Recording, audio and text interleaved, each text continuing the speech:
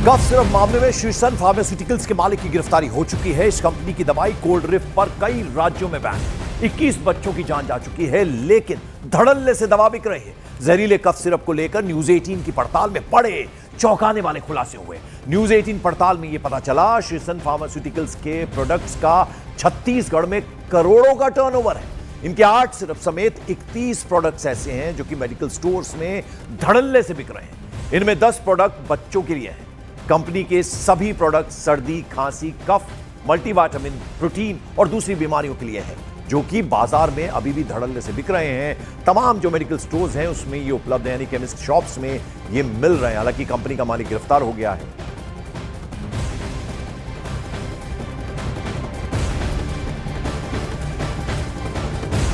और देश भर जहरीले कफ सिरप से 21 बच्चों की मौत हो चुकी है, जिसके बाद छत्तीसगढ़ में तमिलनाडु के श्रीसन फार्मास्यूटिकल्स के कुछ सिरप और दवाओं के सैंपल तो लिए गए, लेकिन इनके प्रोडक्ट्स पर राज्य में प्रतिबंध नहीं है। न्यूज 18 की टीम ने जब छत्तीसगढ़ की मेडिकल दुकानों में रियलिटी चेक किया तो सच बिल्कुल आईने की तरह साफ हो गया। बच्चों की जान जा रही है, लेकिन इस कंपनी के प्रोडक्ट्स को बेचने में किसी को भी कोई समस्या नहीं है।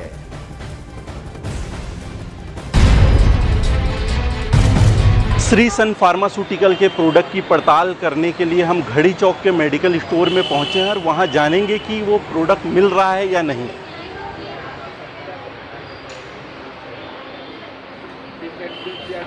एक्सक्यूज मी, आपके पास प्रोनीट का सिरप है जो श्रीसन फार्मास्यूटिकल का आता है? जी सर, मिल जाएगा। देंगे। इसकी डिमांड कितनी रहती है? वीकली मिल जाती है। अच्छा, और ये कौन सा प्रोडक्ट है? ये प्रोटीन पाउडर है। प्रोटीन पाउडर है। इसमें किसी भी तरीके से शिकायत आई है अभी तक के? अभी तक तो नहीं आई सर। डॉक्टर के प्रिस्क्रिप्शन से भी देते हैं कि सीधे डिमांड पे दे देते हैं? डिमांड पे दे देते हैं। तमिलनाडु के जिस श्रीसन फार्मास्यूटिकल के प्रोडक्ट ने मध्य प्रदेश में मौत का तांडव मचाया है, बच्चों की मौत ने पूरे देश को झकझोर दिया है। ऐसे में तमिलनाडु के श्रीसन फार्मास्यूटिकल की जड़ें हमने छत्तीसगढ़ में भी खोद निकाली है। बता दें कि श्रीसन फार्मास्यूटिकल के 31 प्रोडक्ट छत्तीसगढ़ के दवा बाजार में बिक रहे हैं, जो मेडिकल स्टोर में आसानी से उपलब्ध हो जा रहे हैं। अगर मध्य प्रदेश की बात करें तो 30 से 35 प्रोडक्ट वहां के भी मेडिकल स्टोर में आसानी से उपलब्ध हैं। कंपनी इससे हर साल करोड़ों का मुनाफा करती है। और इस पूरे केस में छत्तीसगढ़ के ड्रग कंट्रोलर ने श्रीसन फार्मास्यूटिकल्स के कुछ सिरप और दवाओं को जांच के लिए भेजे जाने की बात जरूर कही है। फार्मास्यूटिकल के कई प्रोडक्ट अभी भी मार्केट में जो है वो सामने आ रहे हैं, किसी तरीके से अनहोनी ना हो इसके लिए इनको बैन किया जाएगा, सैंपल चेक कराया जाएगा, कैसे कार्रवाई होगी? हमने सुरक्षात्मक दृष्टि से उनके अन्य जो दवाइयाँ हैं उनका सैंपल कराया हुआ है और उसको जांच कराई जा रही है। जी, कितने सैंपल सर लगभग लिए गए? अभी तक तो टोटल हमने मार्केट से जो है अन्य कफ सिरप के और सेशन फार्मा के टोटल मिला के 70 से ज़्यादा सैंपल लिए हैं। जी, किसी तरीके से अमानक आई है सिरप या किसी दिक्कत? उसमें सैंपल जांच कराया जा रहा है, उसमें कुछ समय लगेगा, तो इस हफ्ते में रिपोर्ट लगभग आ जाएगी। जी, तो जैसा हमने आपको बताया, छत्तीसगढ़ में श्रीसन फार्मास्यूटिकल पर बैन नहीं है, लेकिन अब आपको जरा बतला दें कि कोल्ड ड्रिफ्ट कफ सिरप कहां पर बैन है, यानी किस किस राज्य में ये नहीं मिल रहा है, वो जरा हम आपको बता दें कि कहां ये अब पूरी तरह से नहीं मिल रहा है। तो ये जगह बता दें, जानलेवा सिरप पर बैन कहां है। तो मध्य प्रदेश, ये स्टेट आप देखिए, मध्य प्रदेश लाल रंग में हम आपको दिखा रहे हैं उन प्रदेशों में जहां कोल्ड ड्रिफ्ट सिरप पूरी तरह से अब बैन उस पर लगा दिया गया। उसके अलावा और कौन कौन सी स्टेट्स हैं, एक एक करके हम आपको बताते हैं। अभी हमने दिखाया, उसके बाद अब उत्तर प्रदेश, ये दूसरी स्टेट है जहां पर पूरी तरह से प्रतिबंधित है ये जानलेवा सिरप।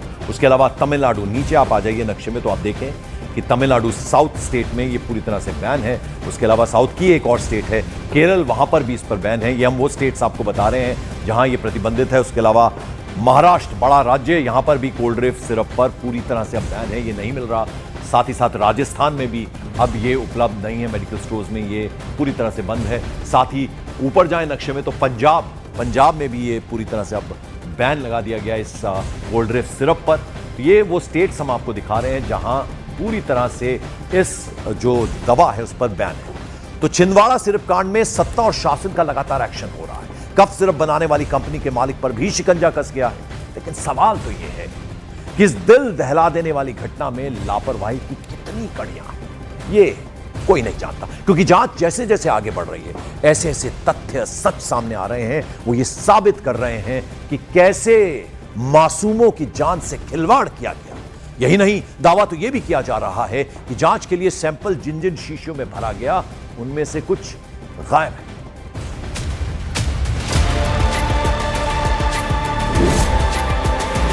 सामान्य तौर पर रजिस्टर्ड डाक के माध्यम से ही आते हैं। तात्कालिक जो परिस्थितियां हैं जो कि इस प्रकरण में थी, तो विशेष विभाग के माध्यम से भेज दिया जाना चाहिए। एक प्रायोरिटी पे इमरजेंसी बेसिस पे काम किया जाना चाहिए था। ये प्रथम दृष्टया जो लापरवाही सामने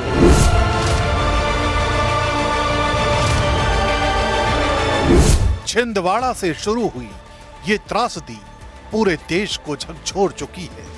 12 दिनों से जिंदगी और मौत के बीच झूल रहा 3 साल का मयंक भी इस दुनिया को छोड़कर जा चुका है।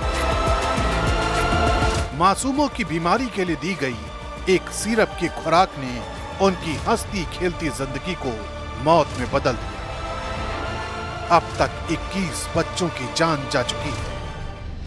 हर परिवार अपने लाडले की तस्वीरों को सीने से लगाकर बस यही पूछ रहा है कि आखिर किसकी गलती से उनके बच्चे अब इस दुनिया में नहीं हैं।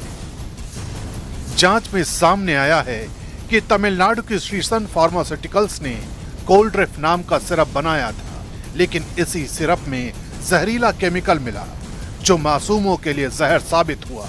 न्यूज 18 इंडिया ने खबर को प्रमुखता से दिखाया, जिसका असर सत्ता और शासन के गलियारों पर हुआ।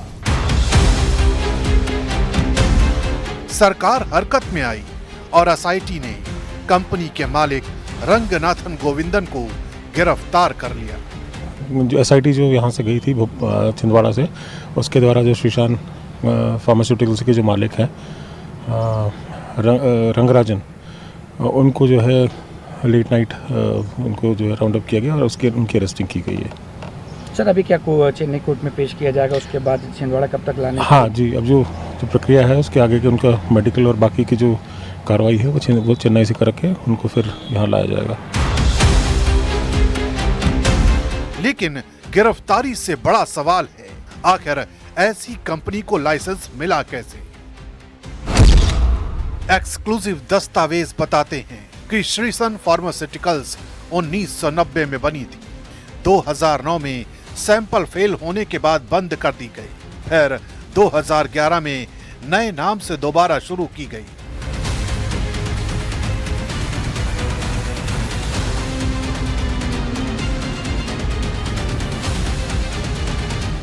यानी पुराने रिकॉर्ड गायब, नई पहचान तैयार, और इसी सिस्टम की ढिलाई ने बच्चों की जिंदगी को एक एक करके ले लिया। न्यूज 18 इंडिया ने जब मध्य प्रदेश के ड्रग कंट्रोलर से बात की तो सिस्टम की पोल खुल गई। ड्रग कंट्रोलर ने कैमरे पर माना कि जांच बेहद धीमी है। भोपाल की लैबों में 5500 सैंपल जांच के लिए पहुंचे हैं, जबकि सालाना क्षमता केवल 6000 की है। इतना ही नहीं, जिन सैंपलों पर पूरी जांच टिकी है उन्हें सामान्य डाक से भेजा गया। न टेम्परेचर मेंटेन हुआ, न सील की सुरक्षा।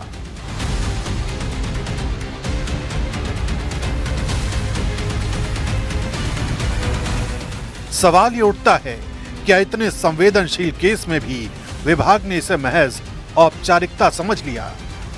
सामान्य तौर पर रजिस्टर्ड डाक के माध्यम से ही आते हैं, और जैसे मैंने पहले ही बताया है कि तात्कालिक जो परिस्थितियां हैं जो कि इस प्रकरण में थी, तो विशेष विभाग के माध्यम से भेज दिए जाने चाहिए। मतलब ये गलती थी? ये सब जांच में उसमें स्थिति स्पष्ट आएगी, क्योंकि उस समय तक 10 बच्चों की मौत हो चुकी थी सर जी। तो मतलब एक प्रायोरिटी पे, एक इमरजेंसी बेसिस पे काम किया जाना चाहिए था। तो ये प्रथम दृष्टया जो लापरवाही सामने आई है उसी को दृष्टिगत रखते हुए राज्य शासन द्वारा तत्काल दंडात्मक कार्रवाई की गई। देखिए, ये काम जो है वो दिन रात भी चलता है, और जो ऐसी अत्यावश्यक परिस्थिति होती हैं तो ऐसे सैंपल्स को हम लोग टॉप प्रायोरिटी पर इनको सबसे पहले हम लोग टेस्ट करते हैं। तो 8 से 10 महीने के अंदर ये पूरे सैंपल्स जांच इनकी हो जाती है, परंतु ये एक नियमित प्रक्रिया है, कई वर्षों से ये चल रही है। अब जो हमने समीक्षा करी है तो उसमें ये पाया है कि अभी वर्तमान ये क्षमता कम है और इसको बढ़ाए जाने की आवश्यकता है। इस संबंध में हमारा पूरा प्लान अभी बन रहा है।